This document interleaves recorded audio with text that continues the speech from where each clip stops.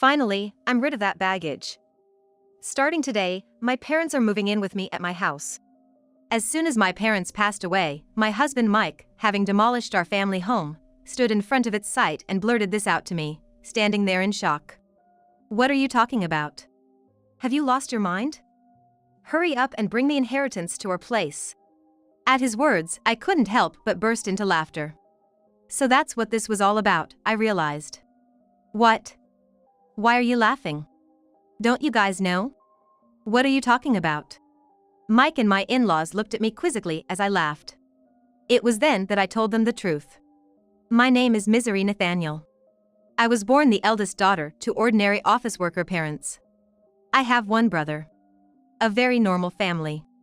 I married Mike when I was 29 and we had 2 kids. Juggling work and parenting, I suddenly found myself at 55. My son Sean and daughter Amelia had grown up to be fine adults. Each were living on their own and struggling with their new careers. Now was the time to relax with my husband. It was an ordinary life, but I was happy. I thought I would continue to age like this. But my mundane life changed one winter day. My father was in a car accident and suddenly passed away. He was only 72 at the time. Our whole family was engulfed in grief. Especially my mother, who was so depressed she couldn't even eat. "Mom, I know it's hard, but you have to eat." I told her this time and time again. "I know, but I just don't have the appetite. It feels like there's something stuck in my chest." My brother and I thought she was just emotionally distressed and watched her for a while. However, she rapidly lost weight in just half a month. Worried, I took her to the hospital. Cancer? The diagnosis from the doctor left me in shock. The cancer was advanced and surgery wasn't an option, with about a year left to live. I hadn't had the chance to really take care of my parents yet. Just when I thought I had lost my father, now my mother too was facing this. I was even more devastated than when my father passed. But I didn't have the luxury of grieving forever. My brother lived far away and couldn't be relied upon. So, it was up to me to take care of my mother. I immediately told Mike that I wanted to live with my mother. I couldn't leave her alone, both emotionally and physically, in her illness. But Mike's reaction was unexpected. "What? We just finished dealing with your dad's funeral and now I have to be dragged into more of your family's issues?" He said with a sigh, obviously annoyed. "You don't have to say it like that. Can't you just drive her to the hospital and back? Do we really have to live with her? I think she might feel lonely. If it's not okay, maybe I can just live at my family home for a while?" I suggested. Then Mike became indignant. "What? And who's gonna take care of my meals while you're gone?" "I'll come and cook, of course." "What about cleaning?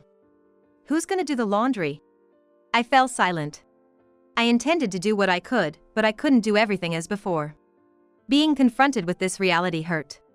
If someone said I was being selfish for wanting to care for and nurse my mother, I wouldn't be able to argue back. I'm sure my mother, being considerate, would say everything is fine as it is. But I really wanted to do something for my parents. "Fine, but I'm not helping with anything, you hear?" Mike grudgingly said to my silence. His attitude was arrogant, but he had ultimately agreed. "I'm sorry, and thank you." Although I thought he was being awful, he had agreed to my wish. I suppressed my desire to argue back and thanked him. Despite the trouble, Mike and I started living with my mother at my family home. We had originally been living in a house provided by Mike's employer. Mike was an only child. Since Mike's father really wanted us to live together, we didn't plan on buying our own home and were going to eventually move in with Mike's parents. Living in the company housing was more convenient for work, and the rent was only about $600 a month, so it wasn't a big burden. But now that we've moved to my family home, we don't have to pay that anymore and we have more space. I think living together wasn't all disadvantages for Mike. True to his word, Mike didn't help out with anything, but I'm glad I could live with my mother. She seemed energetic, but she often felt weak and spent a lot of time lying down during the day. I prepared her meals, fed her, and managed her medication. It would have been impossible for her to do all that alone. "I'm sorry, Misery. Thank you. It's a big help that you're here with me. I should thank Mike too," my mother said, expressing her gratitude to us many times. She was unaware of the harsh words Mike had said about living together, so she was grateful to him too. One evening after my mother had gone to bed and Mike returned home. While serving dinner, I brought up the subject of my mother's treatment. Mike glared at me and said, "I don't know what you want me to say. I told you I'm not helping with anything," refusing even to listen. I needed someone to vent to, someone to consult. All I wanted was for Mike to listen. Even after 1 month, 2 months, Mike's attitude didn't change. He constantly complained about living together, acting as if he was doing a great favor, and his behavior became increasingly obnoxious day by day. But I couldn't say anything against it. Between worrying about my mother and being considerate of Mike, I was becoming more stressed. Around the time of the 1-year prognosis, my mother's condition worsened rapidly, and she was hospitalized. 3 days later, she passed away. Although I had prepared myself mentally, I was devastated. My brother's family and my children came right away and helped a lot, but in times like this, you really want your spouse by your side. However, Mike was laughing and chatting with his parents in a corner, not helping with the funeral preparations at all. My brother had taken a lead role in preparation, and somehow we got everything ready for the funeral. But Mike, who should have been sitting in the family section, was at the very back of the relatives section. "Mike, I want you to sit in the family section," I said, but he replied, "No, I'm fine here. I'm not a blood relative, after all." "But you're my husband." Then his mother chimed in. "He's your husband, but he's not your mother's son. Mike is our son, so he's an outsider, you know." "Yeah, Mike's parents are just us. Misery should sit in the family section." Hearing this from my in-laws, I was left speechless. From where I come from, it's common for sons-in-law to sit in the family section at funerals, though this might vary by area. Sure enough, with Mike not found in the family section, distant relatives started whispering, wondering if we had divorced. It's one thing for people to gossip, but all of this could have been avoided if Mike had just sat there. Feeling a bit upset that Mike wasn't by my side, we still managed to see my mother off peacefully. After the funeral, my brother's family, my children, Mike, and his parents returned to my family home. "Thank you for coming, especially at such a busy time," I said to my in-laws, offering them some tea. They laughed and replied, "Really, it's something. First your father, now your mother. These funeral expenses are a burden for us too. But at least that's the end of it." I was stunned by their words. What did they mean by that? I couldn't believe they would say such a thing. I forced a smile and excused myself. Then I overheard Mike talking with his parents. "It must have been tough for you, Mike, living with outsiders." "Yeah, dealing with Misery's whims was a pain. A husband shouldn't just follow his wife's demands. If you don't like something, you have every right to refuse." I clenched my fists. Their voices, laughing and chatting, were unbearable, but this wasn't new. Mike's parents had always been insensitive and rude. When Mike and I got married, his mother said, "Couldn't you find someone more attractive? I can't expect much for grandchildren." His father joked, "They say beauty gets boring after 3 days. With Misery, you won't get bored." And Mike just laughed, "It's funny. Such a disrespectful family." I felt something snap inside me. Reflecting back, neither Mike nor his parents had said a single comforting word to me, either at my father's funeral or after my mother's passing. Instead, they ridiculed me. I had felt sorry for imposing on Mike, but now I questioned his behavior as a person. I had been too concerned about Mike while just wanting to do right by my mother. I realized I shouldn't have felt so guilty towards Mike, especially since he wasn't supportive. While I simmered in anger, Mike and his parents continued to laugh and chat in another room. If my brother's family and my kids had heard them, they would have been upset, but fortunately, they were in the kitchen. I was relieved to be the only one who heard Mike and his parents' conversation. Then, I heard more from my mother-in-law. "Misery?" "Yes," I replied, startled. "Can I have this?" My mother-in-law asked, holding my mother's purse. Confused, I stammered, well. Your mother won't be needing it anymore, right?" Mike suggested I take it home. "Maybe I'll just keep it." As she held up the purse, appraising it. I couldn't believe her audacity, especially right after the funeral. I took the purse from her and said firmly, "No, you can't." "What?" Her expression changed. Not so much about the purse being taken away, but more about me, her daughter-in-law, standing up to her. Yet, I stood my ground. We're not ready to sort through my mother's belongings yet. We'll distribute her keepsakes among the family later. My mother-in-law turned red with anger. What do you mean? Are you saying I'm an outsider? You said earlier at the funeral that even Mike was an outsider to my mother. How come Mike is an outsider, but your family? I retorted. Hearing this, Mike and his father also turned red. What are you saying? Apologize to Mom. How disrespectful, a daughter-in-law talking like that. Their commotion drew everyone from the other room. I didn't expect to be called an outsider after all the effort we put into attending the funeral. Let's go home, Dad. My mother-in-law shouted at me in front of everyone and stormed out of our house. For some reason, even Mike was angry and left with his parents. What happened? Did you really call your mother-in-law an outsider? Everyone asked me, having heard only her side.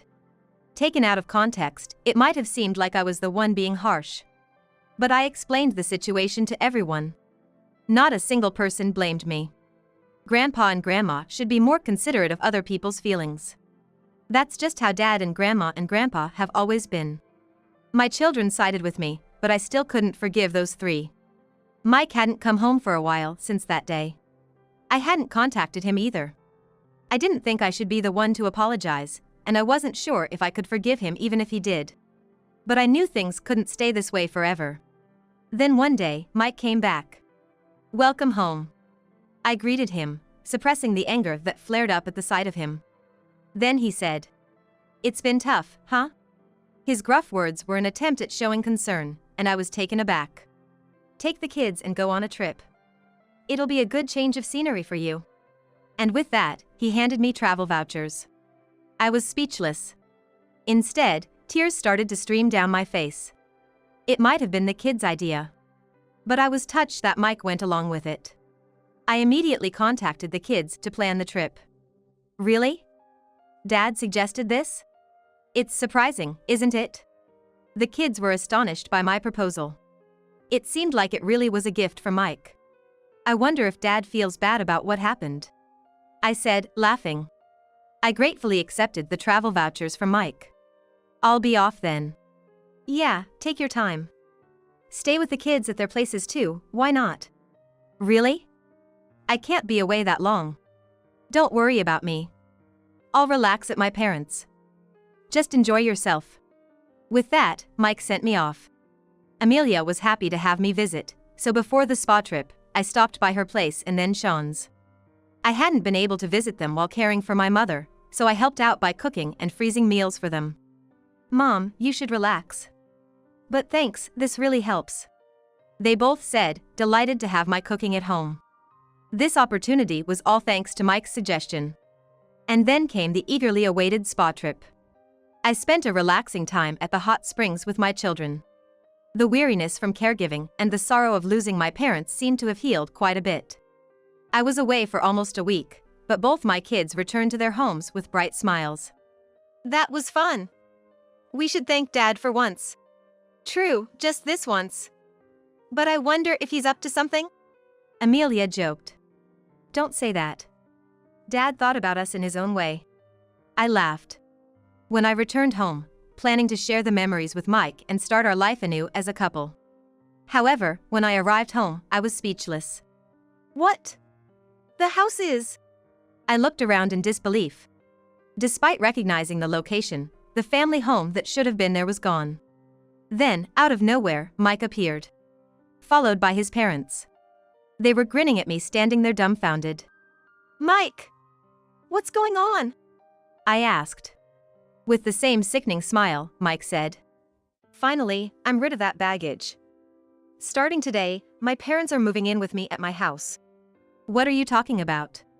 I replied, trying to stay calm. Then he opened his mouth. Have you lost your mind? Your family home has been demolished.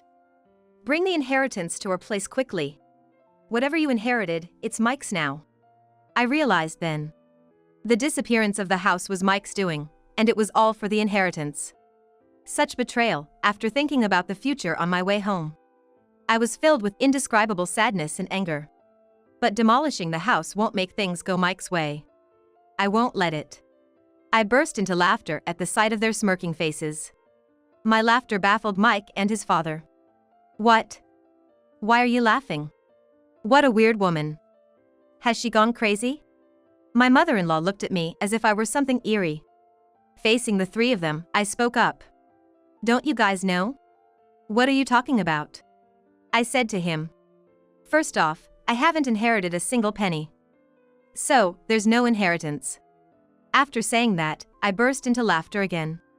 Perhaps they mistakenly thought they'd become rich from the inheritance. Their wild imaginations and actions had me in uncontrollable laughter. What do you mean? Explain yourself, Mike demanded. But I kept my mouth shut. I felt no need to enlighten them. Before that, I'm not going to live with strangers. If you want to live together, go ahead alone. Ignoring Mike's question and rejecting his initial suggestion made my mother-in-law furious. You helped with your parents' housework, but you can't do ours? You're aware of the circumstances, right? I agreed to live together, didn't I? I told you I didn't want to live together. Have you forgotten that you chose to live together to avoid housework? Mike and his mother bit their lips as I refuted them one after another. Also, demolishing the family home like that. There are things you just shouldn't do. I yelled at them. And then left the scene. Behind me, Mike's voice called out, "Where are you going?" But I didn't look back. Right now, I needed to find a place to sleep for the night, and I really didn't want to see Mike's face. I immediately consulted a lawyer. Demolishing a house couldn't be that easy. The house is still in my mother's name.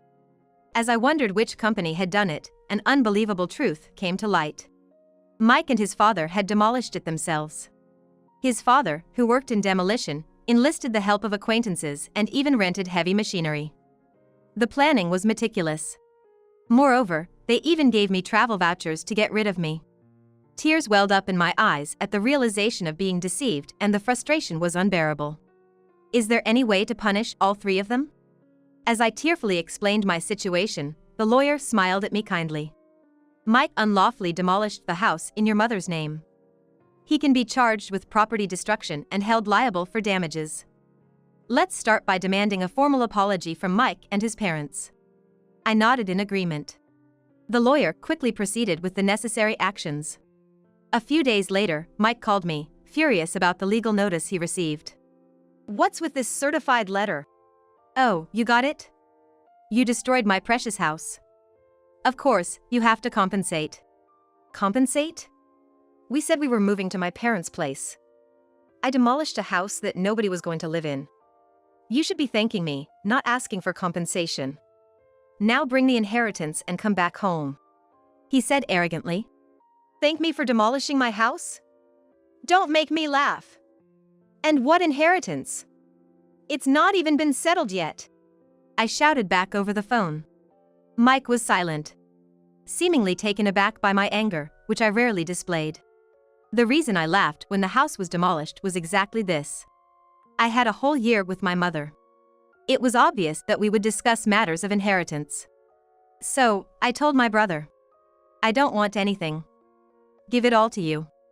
As a result, he inherited all the cash and stocks. He insisted that I should have the house, as he lived far away and couldn't manage it. If I wasn't going to live there, it could even be rented out.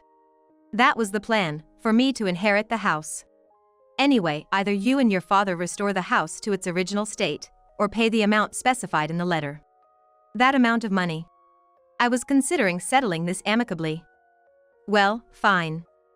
If you can't pay, I'll file a police report and sue you, I declared. I'm sorry, I didn't think you'd get so angry. Of course I'm angry, what do you expect? He began to make excuses. He seemed to think that if my family home was gone, he wouldn't have to live with his parents. Especially, Mike's father had always desired to live together. Mike's father seemed to have a fondness for Sean and apparently wanted to live with him. Mike had refused to live together before, citing difficult commutes, but his parents thought I was the one against it. So, he convinced them by demolishing my house and making it seem like I'd move in with them with the inheritance. But I couldn't forgive him after hearing such a thing. Please, give me a break.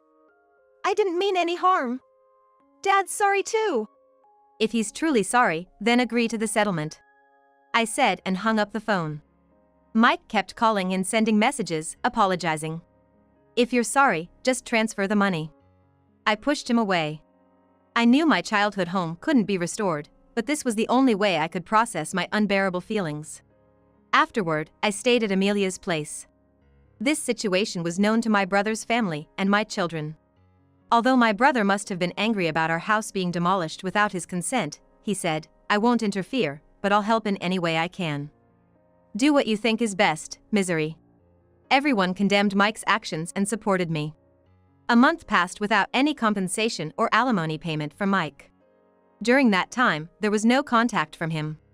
I couldn't stay with Amelia forever.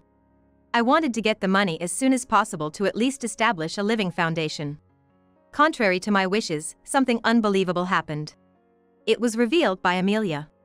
"This apron looks a lot like Grandma's," she said, showing me her smartphone screen. I was surprised when I saw it. It was a listing on a flea market app. The apron Amelia mentioned, similar to my mother's, was a unique one I had made for her. "What?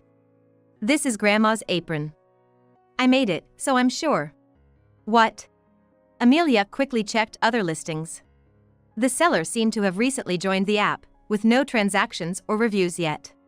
There were nearly 30 items listed, and to my horror, all of them belonged to my mother. I immediately realized. It was Mike. He was the only one who could have taken my mother's belongings after demolishing the house. I called Mike right away. "What's this about the app?" "App?" Mike responded, sounding annoyed. Furious, I thought Mike was pretending not to know. "Don't play dumb. You're selling Mom's things without permission, aren't you? Cancel those listings right now." Mike, sounding panicked, replied. "What? No, it wasn't me. Who else would do such a thing? I'm coming over right now to get everything back," I said and hung up, then immediately headed to Mike's parents' house with Amelia. "Where are Mom's things?" I demanded as soon as we arrived and called out for Mike. Confronting Mike at the door, he stuttered. I don't know anything about it. Tell the truth, Dad." Amelia joined me in pressuring Mike. He seemed flustered. Mike's parents, noticing our presence, came out. "Oh, Amelia, you're here?" Mike's mom greeted, smiling at the sight of her granddaughter. Angry, Amelia said, "Grandma, tell Dad to tell the truth." "The truth?" "Grandma's belongings that passed away recently, Dad seems to be selling them." At Amelia's words, Mike's mom burst into laughter. Mike, with a troubled look, kept repeating, "It really wasn't me." Then, his mother loudly exclaimed, "Mike is selling them? That's impossible." "But, because I am the one selling them." I felt my blood run cold. Mike probably knew about it. With a look that almost said this is bad, he turned to look at his mother. Despite Amelia's shock, his mother cheerfully continued. "What? It's a lot of work, you know? I have to pack everything carefully and make sure the photos look good." She seemed oblivious to the fact that she was selling stolen goods, chatting happily about the app. I struggled to restrain myself from lunging at her. "Cancel the listings. Those aren't yours to sell." Amelia, red with anger and tears in her eyes, pleaded with her grandmother. However, Mike's mother seemed displeased. "What's the big deal? I finally found a hobby I enjoy. I use the things I can and sell the rest for a little pocket money. It's good for preventing dementia. I'm the only grandma left, so Amelia wants me to stay healthy and live long, right?" she said nonchalantly. Pleading with her to stop had no effect, there was no sign of remorse. But if talking won't help, then action is the only option. "Amelia, let's go." "But..." "It's okay, let's go." I pulled Amelia out of the house and headed straight to the police station. I wasn't planning to file a report for the demolition of the house, but theft is a different story. When I explained to the police that my mother's belongings were being stolen and sold, they acted immediately, and Mike's mother's account on the flea market app was suspended. The items wouldn't be sold anymore. I called Mike on the way back from the station. "I had your mother's account stopped." "You knew about it, right?" "You're complicit." "No, I've filed a police report about this. Please cooperate with the investigation." Mike became frantic. What? We're family, right? Withdraw it, please. Family? You still haven't paid any compensation for the house nor alimony, and there's no sign of remorse. Faced with my shouting, Mike was taken aback. But I'm not heartless. Despite everything, I have feelings for Mike, having lived with him for so long. Sighing, I said, I'll wait for the money, but I won't forgive the theft. Return everything. And Mike, your father looked quite unwell. Has he seen a doctor? What? I'm not a monster, so just passing on that message. I said and hung up. Mike's father, whom I had just seen, was alarmingly thin and hadn't spoken much. His complexion was more than just pale. It was unnaturally dark. His ill health was obvious. But that family probably hadn't noticed. His wife, nonchalantly selling stolen items, and Mike, who only acted tough with me. They lacked any real concern for others. The next day, I received a call from Mike's father. Expecting it to be a thank you call, I was met with the complete opposite. What do you mean by treating me like a sick person? Planning to dump me in a hospital to get rid of the hassle? I need to protect Mike and my wife from you. I'm not going to any hospital, he scolded. It was shocking to be reprimanded when I was just concerned. Sorry for overstepping. I was just worried. Humph. I'm not frail or short-lived like your parents. Don't make a fool of me. I was infuriated by his words, but a few days later, he apparently felt unwell enough to visit the hospital. The diagnosis was terminal cancer. Mike called me in a panic. Dad's got terminal cancer. What am I going to do? But I just snorted. I don't know. What did you say when I suggested going to the hospital? He said, I'm not frail or short-lived like your parents. So, deal with it yourself. How can you be so heartless? Misery, I never thought you'd be such a person. Who's heartless? Did you ever say a single warm word when my mother was sick? Reflect on your own actions. I said and hung up. As expected, Mike's father passed away soon after. As a human being, I didn't want to harbor negative feelings towards the deceased, but recalling everything that had been done and said, I couldn't shed a tear. After his funeral, his will was found. Despite all his talk of not being short-lived, he had made thorough preparations. The house goes to the grandson, Sean. The rest of the estate is to be divided between my wife and eldest son. I was surprised to see Sean's name. Mike's father had always favored him, wanting to live with him. He must have wanted Sean to have the house even after his death. It was a nuisance for Sean. Renounce the inheritance. You don't need that house, do you? I told Sean, but he was happy to receive it. Inheriting the house was more of a burden than a benefit due to inheritance tax. But if he was pleased, I had no right to say anything. Following the will, Sean inherited the house. His grandmother was happy and paid the inheritance tax. He's our successor, after all, she said. Well, that's not wrong. While I felt a bit sad as if Sean had been taken from me, something unbelievable happened next. Come over to our house. Mike's call prompted me to head straight to his parents' house. Then, I saw Mike's mother and Mike himself standing in front of their house, stunned, just like I once had been. The site was filled with heavy machinery, trucks labeled with demolition company names, and workers. Their house was being torn down right before our eyes. What's going on? It's my house. I can do what I want with it. Sean said, appearing from somewhere, looking satisfied as he watched the demolition. Sean! What are you doing? Stop this right now. Stopping it now won't make it livable anyway. Sean, what have you done? Mike's mother and Mike were begging Sean. But Sean just laughed. Did you forget what Grandpa and Dad did to Mom? Sean. Grandma, you were awful to Mom too, right? Did you apologize? Sean's smile turned into a sharp glare at Mike's mother and Mike. They fell to their knees. The heavy machinery continued to noisily dismantle their house. I finally felt relieved seeing this scene. Later, Mike finally paid the damages and compensation from the inherited assets. The stolen items that Mike's mother took from my mother were retrieved by Sean and safely returned to me. You always have me and Amelia, Sean said, and I finally shed tears of relief. Mike's mother and Mike, having lost their house and left with no money, were now living in a company house again. Mike and I had moved out of the company house. But now Mike and his mother had to return, becoming the subject of rumors. I explained the whole truth to Mike's colleague's wife, who we were on good terms with. Mike and his mother will likely have a hard life in the company housing, but it's their own doing. Additionally, after Mike's retirement, they'll be forced to save up for a new place to live. I sometimes think about asking my friends how Mike and his mother are living now, just to have something to talk about. After that, I continued to stay at Amelia's house, but then Sean got engaged to be married. He was planning to build a house. The land of the former family home sold for a decent amount, and I was glad to see that even that house served a purpose.